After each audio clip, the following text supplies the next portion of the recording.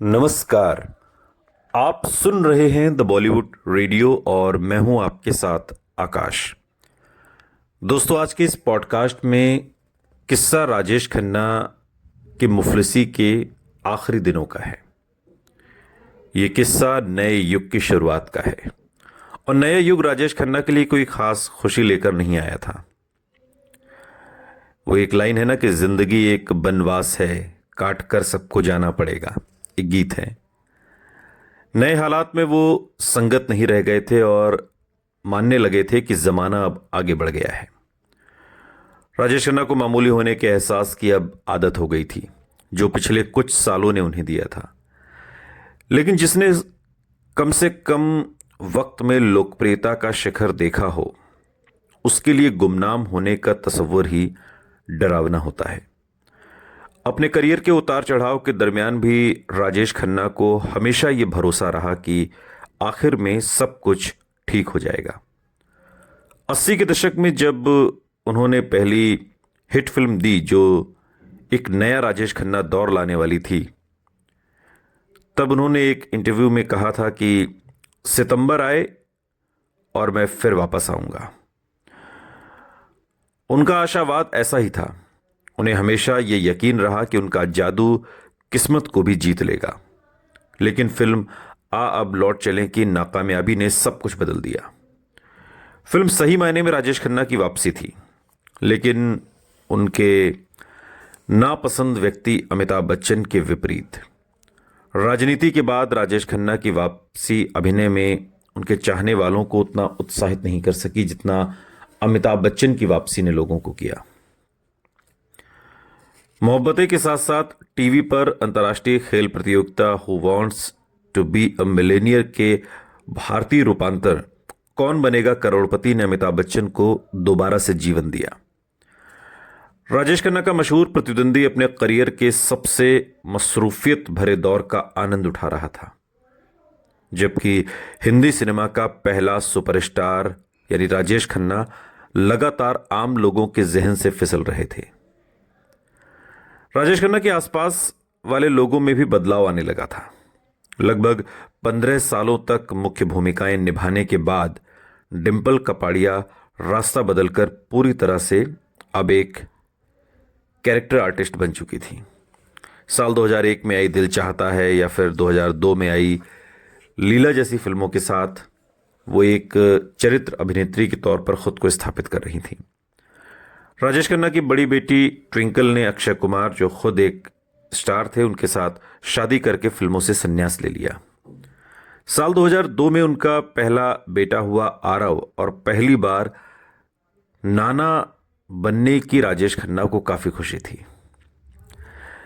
जिस दिन उनका पहला नाती पैदा हुआ, उस दिन जॉनी बख्शी को राजेश खन्ना की आवाज में खुशी का वो पुट याद है और बाद के दिनों में एक इंटरव्यू में वो इस बात को साझा भी करते हैं। एक दशक से कुछ ऊपर पहले जब बख्शी नाना बने थे, तब वो खुदाई में राजेश खन्ना की फिल्म का निर्देशन कर रहे थे। उन्हें खुशी से मुस्कुराते देख राजेश खन्ना पूछे बिना रह नहीं सके, आज छलांग मार रहे हो, की होया भाई? और जब बख्शी ने खुशखबरी सुनाई तो राजेश खन्ना से जवाब में मुख्तसर सा महज यही मिला, तो बख्शी ने राजेश खन्ना से कहा कि वो इस जज्बे को तभी समझेंगे जिस दिन वो खुद नाना बनेंगे। राजेश खन्ना ने नाना बनने के बाद जिन लोगों को सबसे पहले फोन किया, बख्शी उनमें से एक थे। उन्हें ये सुख ईश्वरीय लगा और उन्होंने बख्शी से कहा, मैं छत पर जाकर चिल्लाना चाहता हूं कि मैं नाना बन गया, मैं नाना बन गया। नई शताब्दी में आने वाली राजेश खन्ना की पहली फिल्म थी प्यार जिंदगी है, साल 2001। इसमें लोगों की दिलचस्पी नहीं जगी और ऐसे वक्त में जब फिल्में सिर्फ सितारों के नाम पर बिकती थी, उस वक्त मोहनीश बहल, विकास कालांतरी और आशिमा भल्ला के नाम प्यार जिंदगी है कि किस्मत बदलने वाली भी नहीं थी। उनकी अगली फिल्म क्या दिल ने कहा 2002 में तुषार कपूर और ईशा देओल थे। उनके दो करीबी सह अभिनेताओं जितेंद्र और हेमा मालिनी के बच्चे। हालांकि फिल्म की कहानी में दम था, फिर भी उसको टीवी धारावाहिकों की तरह बनाए जाने की वजह से वो दर्शकों को पसंद नहीं आई। और इन लगातार नाकामयाबियों ने राजेश खन्ना को धर्मेंद्र, विनोद खन्ना, जितेंद्र और शत्रुघ्न सिन्हा जैसे अपने साथियों के साथ खड़े पाया, जो अलग हटा दिए गए थे इंडस्ट्री से, फिल्मों से। ये अदाकार अमिताभ बच्चन जैसा बदलाव नहीं ला पाए थे, जो उनके लिए नई सदी की शुरुआत, उनके अंत का ऐलान थी। जो भूमिकाएं उन्हें मिल रही थी वो उन फिल्मों में थी जो ज्यादा से ज्यादा दोयम दर्जे की मानी जा सकती हैं। राजेश खन्ना के लिए हालात कुछ और भी मुश्किल थे, क्योंकि जाती जिंदगी में भी वो अपने को उतार उतार पर ही पा रहे थे कि ये मेरा ढलान है। वो जॉनी बख्शी और शक्ति सामंत जैसे अपने करीबी दोस्तों को फोन करके दिल का हाल सुनाते। आशीर्वाद के सन्नाटों में उनकी जिंदगी का खालीपन लगातार गूंजता रहता, जो अब हलचल भरे महानगर में सिर्फ एक पता बनकर रह गया था। उनके बंगले से बाहर मिलने वालों लोगों के लिए अब वो अभी भी सुपरस्टार राजेश खन्ना थे, और लोगों से बात करते वक्त वो कभी ये दिखावा करना भूलते भी नहीं थे कि उन लोगों ने उन्हें कभी कभार मिली छुट्टी वाले दिन अचानक पकड़ लिया था। वो अक्सर अपने डर आनंद बख्शी से कहते और दुख जताते कि कोई भी उनकी इतनी कमी भी महसूस नहीं करता कि कभी कभार उन्हें फोन कर ले, हाल पूछ ले कि काका कैसे हो आप। आशिम अंसारी, जो अंसारी नहीं, आशिम सामंत, माफ कीजिएगा, शक्ति सामंत के बेटे आशिम सामंत को याद है कि कैसे राजेश खन्ना आदतन उनके पिता को फोन करते रहते थे और उदासी से अपनी शान के पुराने दिनों को याद करते। राजेश खन्ना हमेशा एक जाम के लिए सामंत के घर आने का मंसूबा बनाते, लेकिन आते नहीं। कुछ दिन बाद वो फिर फोन करते और बीते दिनों की बात करते रहते, जैसे इस बीच कुछ हुआ ही ना हो। इससे शक्ति सामंत इतने चिढ़ गए कि उन्होंने ये बात पत्रकारों से कह दी, और जब पत्रकारों ने उनसे लगातार राजेश खन्ना के साथ उनकी दोस्ती के बारे में कुछ कहने की जिद की, तब अपने पूरे करियर में राजेश खन्ना ने कुछ ही लोगों के साथ निजी संबंध बनाए, और किशोर कुमार और आर डी बर्मन की मृत्यु की तरह 2002 में आनंद बख्शी के गुजर जाने से उनके अंदर भी बहुत कुछ टूट गया था। श्याम केशवानी, जो 70 के दशक के शुरू में राजेश खन्ना और आनंद बख्शी दोनों के करीबी दोस्त थे, 8वें दशक में राजेश खन्ना के साथ संपर्क उनका नहीं रहा, लेकिन उसे गीतकार के अंतिम संस्कार में राजेश खन्ना का एकदम से टूटे हुए दिखना याद है। एक इंटरव्यू में वो इसे बताते भी हैं। राजेश खन्ना अपने से आगे न देख पाने वाले शख्स के रूप में ही ज्यादातर याद हैं, मगर बख्शी उन चंद लोगों में से थे जिनकी राजेश खन्ना बहुत इज्जत किया करते थे। एक तरह की नाउम्मीदी राजेश खन्ना को खत्म करने लगी थी। वो कुछ ऐसा तलाशने लगे थे जो उन्हें कुछ उम्मीद दे सके। वो अब दिल्ली में ज्यादा वक्त गुजारने लगे और कांग्रेस को अपनी सेवाएं पेश की, लेकिन प्रचार करने के अलावा और कुछ हासिल नहीं हुआ।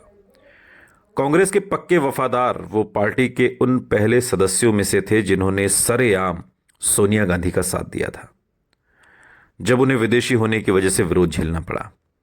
राजेश खन्ना का कहना था कि अगर भारतवासी एनी बेसेंट और मदर टेरेसा को अपना मान सकते हैं तो फिर सोनिया गांधी के कांग्रेस या भारत का भी नेतृत्व करने में कोई बुराई नहीं थी। कांग्रेस उनकी सेवाओं का फायदा उठाती रही, मगर प्रचार के अलावा और कामों के लिए ध्यान दूसरों की ओर कर लेती। फिर भी राजनीति में शानदार वापसी की उम्मीद ने राजेश खन्ना को कभी नहीं छोड़ा। उन्हें हमेशा लगता रहा कि वो एक शानदार वापसी राजनीति में करेंगे, लेकिन ऐसा कुछ नहीं हुआ। व्यावसायिक और निजी और राजनीतिक नाउम्मीदियों के साथ राजेश खन्ना आर्थिक तनाव से भी लड़खड़ा रहे थे। फिल्म आ अब लौट चले के बाद वाले सालों में रूमी जाफरी का उनके साथ संपर्क बढ़ गया, और उन्हें याद है कि राजेश खन्ना अपनी विदेशी कार का मामूली मारुति 800 के लिए सौदा करना और अपने खास 555 के सिगरेटों के बदले उनसे सस्ते गोल्ड फ्लैग के सिगरेट लेना। जाफरी राजेश खन्ना से अपनी इस हालत के लिए कुछ न करने पर नाराज हुए। वो कहते हैं कि मैंने उनसे कहा, काका जी, मरा हाथी भी 1.25 लाख के बराबर होता है, इस बंगले को रखे रहने का क्या मतलब, अगर आप इस बुरी हालत में हैं तो। राजेश खन्ना अपना अधिकतर समय अपने दूसरे फ्लैट पे बिताते थे और जाफरी का मानना था कि आशीर्वाद को बेचकर वो अपनी दिक्कतों से उबर सकते थे। लेखक के मुताबिक राजेश खन्ना ने गाड़ी चलाते चलाते धीरज से उनको सुना, धैर्यपूर्वक, और फिर बिना कुछ कहे जहां छोड़ना था वहां पर छोड़ दिया। और अगली सुबह उन्होंने जाफरी से कहा कि वो उन्हें अपने भविष्य की राह पर ले जाने के लिए आ रहे थे। राजेश खन्ना ने जाफरी को लिया और शक्ति सामंत से मिलने नटराज स्टूडियो ले गए। राजेश खन्ना ने लेखक को बताया कि वो राजेश खन्ना वापस आ गए थे और उन्होंने फैसला किया था कि जाफरी आराधना को नए सिरे से लिखेंगे और वो उनकी और शक्ति सामंत की अगली फिल्म होगी। जाफरी सिर्फ अविश्वास से अपना सिर हिला सके। वो दौर अलग था साहब, जब आराधना आई थी। एक उम्र का फासला, एक दौर के बदल जाने का एहसास, ये सब कुछ ऐसा लगता था जैसे राजेश खन्ना समझ नहीं पा रहे थे। उन्हें लग रहा था कि फिर वो दौर लौटेगा, चाहने वाले फिर आएंगे। लेकिन वक्त धीरे धीरे आगे बढ़ जाता है। जब राजेश खन्ना खुद को फिर से पेश करने के बारे में सोच रहे थे, अपनी ही सबसे पसंद की जाने वाली एक फिल्म को दोबारा बनाकर, तब फिल्म उद्योग उन्हें एक दूसरे ही स्तर पर ले जाने की सोच रहा था। 21वीं सदी की शुरुआत में ही राजेश खन्ना को अपने हिस्से के लाइफ टाइम अचीवमेंट अवार्ड मिलने लगे थे। जो ये याद दिलाने वाली बात एक और बात थी कि उनका वक्त अब बीत चुका है। राजेश खन्ना को film fair life time achievement award 2005 में मिला और शर्मिला टैगोर, धर्मेंद्र, जितेंद्र, रेखा, मुमताज, विनोद खन्ना, हेमा मालिनी और फिरोज खान को ये सम्मान दिए जाने के बहुत बाद ये भी एक विडंबना है।